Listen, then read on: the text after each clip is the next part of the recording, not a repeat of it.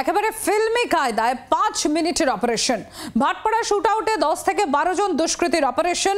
অশোক সাউকে খুনের ঘটনায় 7 জনের নামে অভিযোগ, আর ইতিমধ্যেই একজনকে গ্রেফতার পুলিশের। বাকি 6 জনের খোঁজে চলছে তল্লাশি। ভাটপাড়ায় চায়ের দোকানে গুলি করে খুন তৃণমূল নেতাকে। গতকালের রোমহর্ষক ঘটনার পর আজ থমথমে গোটা এলাকা। চলছে পুলিশ পিকেট রয়েছে সেখানে। গতকাল নৈহাটিতে ভোটের মধ্যেই ভাটপাড়ায় গুলি চলে, পরে বোমাও।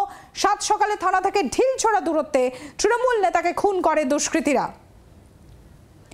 বরুণ সেনগুপ্ত আমাদের প্রতিনিধি রয়েছেন আমাদের সঙ্গে, সরাসরি চলে যাবো বরুণের কাছে। বরুণ, গতকালের এই যে খুনের তৃণমূল নেতা খুনের ঘটনায় আমরা দেখেছি এবং সেখানে একাধিক তথ্য উঠে এসছে, লেটেস্ট আপডেট কি?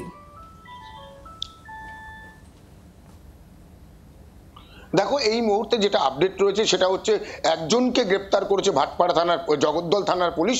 তাকে কিন্তু আজকে ব্যারাকপুর আদালতে তোলা হয়েছে। 10 দিনের পুলিশি হেফাজত চেয়ে তাকে কিন্তু পাঠানো হয়েছে। কৌশর আলী তার নাম। তিনি কিন্তু ওই অঞ্চলের, অর্থাৎ বাঁশবাগান বলে একটি জায়গা আছে, এই সেখানেকার বাসিন্দা তিনি। তাকে জগদ্দল থেকে কালকে গ্রেপ্তার করেছে জগদ্দল থানার পুলিশ, এবং জগদ্দল স্টেশনের পাশ থেকেই তাকে গ্রেপ্তার করা হয়।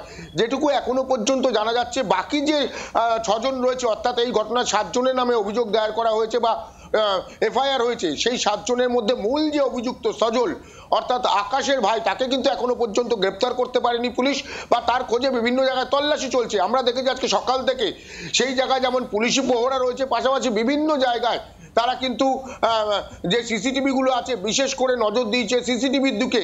কারণ একেবারে ঘোষপাড়া রোডের উপরের ঘটনা, প্রচুর সিসিটিভি, থানা অঞ্চলের ঘটনা, প্রচুর সিসিটিভি চারিদিকে লাগানো রয়েছে। আজকে পুলিশের উচ্চপদস্থ কর্মচারীরা বা যারা কর্মী রয়েছেন তারাও এসছেন, এসে কিন্তু একেবারে বিভিন্ন জায়গায় যেসব সিসিটিভি গুলো আছে একেবারেই পুঙ্খানুপুঙ্খভাবে সেই সময় ধরে ধরে তারা কিন্তু দেখছেন, এবং প্রত্যেকটা সিসিটিভি কিন্তু পরীক্ষা করা হচ্ছে যে কজন এসেছিল। যদিও প্রত্যক্ষদর্শীরা বলছে সেই সময় ঘটনাস্থলে কিন্তু একেবারেই 10 থেকে 12 জন ছিল, এবং প্রত্যেকের হাতেই কিন্তু আগ্নেয়াস্ত্র ছিল। কারোর হাতে বোম ছিল, কারোর হাতে 9mm বা কারোর হাতে দেশি রিভলভার যেগুলো হয় সেই রিভলভার।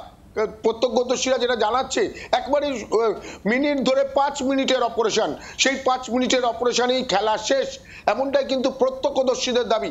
এই যে অশোক সাউ যাকে মারা হয়েছে, তাকে কিন্তু এর আগেও টার্গেট করা হয়েছিল। 2023-এর ফেব্রুয়ারিতে তাকে টার্গেট করা হয়েছিল। সেই সময় কিন্তু তিনি বেঁচে গেলেও গতকাল যে ঘটনা ঘটেছে, যে চায়ের দোকানে যে ঘটনা ঘটেছে 2023 সালেও কিন্তু একেবারে সেই চায়ের দোকানেরই ঘটনা, এবং সেই সময়ও কিন্তু একেবারেই আকাশ প্রসাদের ভাই সজলের নাম কিন্তু উঠে আসে।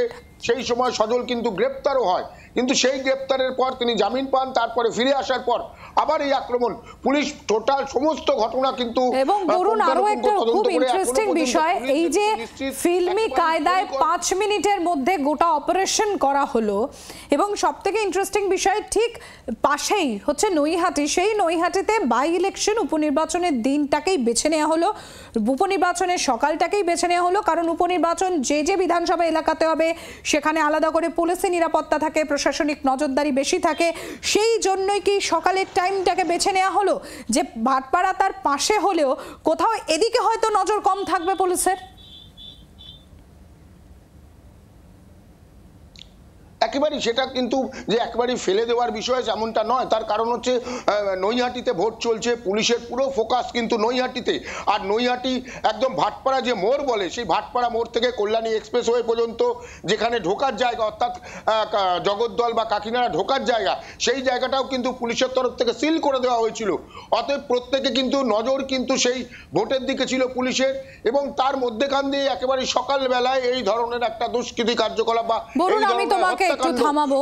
আমরা ইতিমধ্যেই টেলিফোনে যোগাযোগ করতে পেরেছি প্রাক্তন পুলিশ কর্তা সত্যজিৎ বন্দ্যোপাধ্যায় রয়েছেন আমাদের সঙ্গে। সত্যজিৎ বাবু, এই যে গতকাল ভাটপাড়ায় যে শুট আউটের ঘটনা, ঠিক ফিল্মি কায়দায় 5 মিনিটের মধ্যে গোটা অপারেশন সারা হয়ে যাচ্ছে, সেখানে 12 থেকে 13 রাউন্ড গুলি চড়ছে, বোমাবাজি হচ্ছে, এবং 5 মিনিটের মধ্যে পুরো অপারেশন কমপ্লিট করে বেরিয়ে যাচ্ছে দুষ্কৃতীরা। কিভাবে দেখছেন আপনি গোটা বিষয়টাকে? দেখুন, একটা কথা বলি, এই যে যেই ঘটনাটা কালকে যে যাকে খুন করা হয়েছে, এই খুনটা কিন্তু পাকা মাথার কাজ। মানে ভাববেন না যে হঠাৎ পেলাম খুন করলাম, সে নয়। এরা আগে থেকে প্রি প্ল্যান করে এসেছিল, এবং তারা উদ্দেশ্য নিয়ে এসেছিল যে একে খুন করব।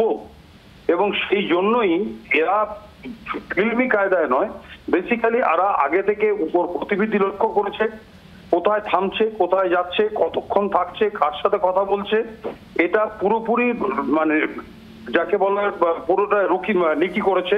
করার পরে প্রত্যেকটা জায়গায় ওরা বুঝতে পেরেছে অমুক জায়গায় থামবে, অমুক জায়গায় গুলিটা হবে, অমুক জায়গায় ডেড বডিটা পড়বে, এবং কনফার্ম মার্ডার করার পর তারপর তারা ওখান থেকে গেছে। এই যে প্রত্যেকটা জিনিস এগুলোকে আগে থেকে ওরা প্রিপ্ল্যান করেছিল বলেই এত অ্যাকুরেট করার পরেও অত কিছু পাশাপাশি থানা এবং একটা ইলেকশনের দিন চলছিল বলেও কিছু তারা ধরা পড়েনি কিংবা তারা এগোতে আরম্ভ করেছে। ঘটনা হচ্ছে যে তারা এইটা ফিল্মি কায়দায় বেসিক্যালি নয়, বেসিক্যালি ক্রিমিনাল কায়দায় যাকে বলেন আর কি, কিন্তু ওরা আগে থেকেই তারা প্রত্যেকটা জিনিস নিয়ে এসেছিল। এটা হচ্ছে 1 নম্বর। 2 নম্বর হচ্ছে দেখুন, যদি কাউকে আগে থেকে প্রিপ্ল্যান করে মার্ডার করার জন্য তারা সংঘবদ্ধ হয়ে আসে, অনেক সময় পুলিশের কাছে খবর আসে, অনেক সময় খবর আসে না। পুলিশের কাছে যখন খবর আসে, পুলিশ ওটাকে আটকানোর জন্য সার্বিক প্রচেষ্টা করে। অনেক সময় দেখবেন তারা হয়তো ঘিরে ফেলেছে, হয়তো গুলি করার আগে পুলিশ ইন্টারফেয়ার করে গেল, তারা সব পালিয়ে গেল। এরকম হয়েছে অনেক সময়। কিন্তু এই খুনটা নিঃসন্দেহে খুব দুঃখের, কিন্তু এরা প্রত্যেককে চেনে, যারা ওকে মেরেছে তাদেরকে ওরা চেনে, এবং যে খুন হয়ে গেছে কেউ যারা ওকে খুন করেছে তাদেরকে চেনে। সুতরাং এটা নিজেদের স্বার্থের জন্য এবং নিজেদের দলাদলির জন্য, এবং এখানে অন্যভাবে ধরবেন না এটাকে, এর মধ্যে পয়সা এবং অর্থ যোগান এবং এরই এলাকার কে গুরুত্বপূর্ণ নেতা হবে সেই সবে প্রত্যেকটা জিনিস এগুলোর মধ্যে আছে। এবং আমার নিজস্ব ধারণা, আমি পলিটিশিয়ান নই, কিন্তু পলিটিক্যাল নেতাদের ইন্ধন এর মধ্যে আছে, এটা আমি কনফার্ম। কোন পলিটিক্যাল পার্টি সেটা হয়তো আমি বলতে পারবো না, কিন্তু পলিটিক্যাল ইন্ধন ছাড়া এরকম প্রি প্ল্যান সুগঠিত মার্ডার, সংগঠিত মার্ডার এরকম করে হয় না। কিন্তু বাংলার আওয়াজ, বাঙালির আবেগ, জি 24 ঘন্টা।